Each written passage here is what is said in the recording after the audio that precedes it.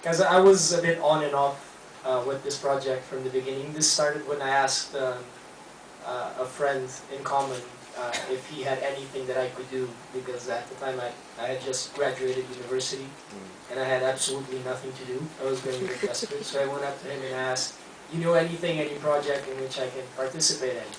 And this is how I met Thomas. And then through the whole process, I helped out in, I guess, in several parts of production, and what in Portuguese we would call the bombeiro, which is like a fireman.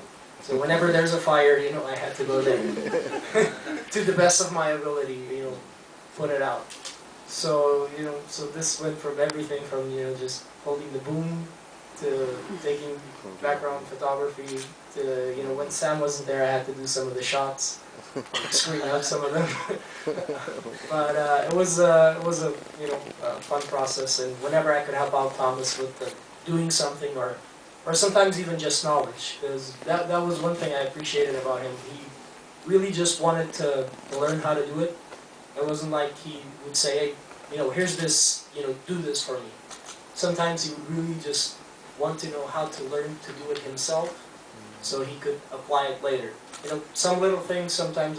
Right now I was always smiling with the sound, because I think that was the last thing I helped you on, like that little telephone sound effect. And I remember us being like in Google Chat, and you're emailing me the sound samples, and I'm like converting them, and you're like, "Okay, this is okay, but just one more thing." And I'm thinking at the time like, for God's sakes. But you know, you see it in the movie, and those, you know, those little changes in timing, you know, make a very big difference on the delivery. You know, overall, I've had very little experience in films before. I helped out a friend in the very end of his production that you know, turned out okay.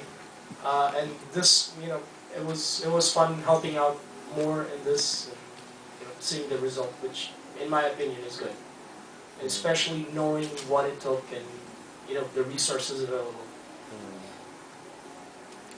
Yeah, I just want to add that you know, Thomas was really pushing to try to shoot a lot of scenes just around Macau, and I think, you know, I think, you know, Australians, they think of Macau as well as, you know, this, you know, beautiful, enormous casinos, and Thomas was really pushing to try to shoot it, you know, in the outside of that, and I think it is a sort of aspect of Macau that we don't really get a chance to see very often, and it was really, I just had a great time just running around with Thomas and the rest of the cast, just going into those really dodgy alleyways, and just beautiful colours, and it was, I had a great time over those 18 days.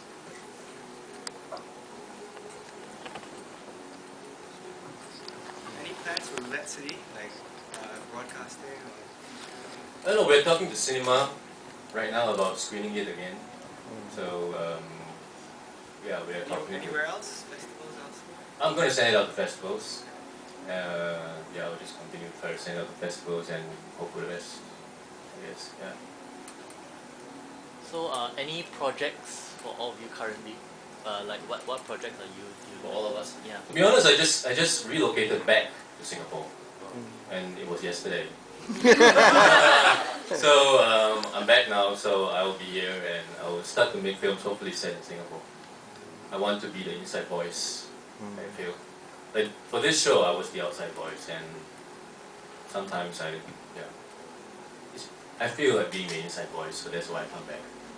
And I'll create a few small projects. I'm starting to like I said, I shot 3 short films already, and it is in post-production right now. It's all a learning curve for me. I jumped into the fire doing a feature before I did any shots, because that's my character. I've been doing that over the past 10 years in different decisions I make in my life, and it repeats itself here. And so, yeah, it's a self-discovery process. And I'm back. I'll continue to myself. I work for Macau TV to hold some beauty program, and some share some how to make a beauty and something like that. Sorry, the question is. What projects are you in currently? I'm doing theater now, and being able to be in a good movie, it's always my dream. And this is what I'm going on doing, yeah, acting. Thank you. I'm currently in post-production on a independent film called Red Light Revolution about the adult stores in Beijing. It's a comedy, and the script was nominated at the Inside Film Awards in Australia in 2008. I'm doing some freelance writing work for a local Macau newspaper, doing some photography work as well. And I might this year help out a friend do like a short film, something that he's working on, but still very personal, so it's very under wraps. But personally, I have no plans for a film career, so. Smart man. More questions? Sorry, a serious film career director. I understand that you're trying to push for local cinema shows in this film, but Singapore has this very strict policy on, Chinese and Cantonese and Hokkien. They must push a certain number, let's say a certain percentage of Chinese before they can actually show. If the Singapore government demands that you reduct the film into Chinese, would you accept it and dub it over before showing it? I've never thought about it before. I don't know. The immediate thing that comes into my head is that I probably would. So, and maybe, I don't know, hopefully it solves some sound problems. Well, I cannot answer clearly right now because it's the first time I'm entertaining the question. I'm receiving the question, and I'm just going like one step at a time. So I guess our spirits are only right here at this stage of the whole process. I guess there's still some way to go before we get distribution and all that. Hopefully. That's all the time we have for today. Just like to thank Thomas and his crew.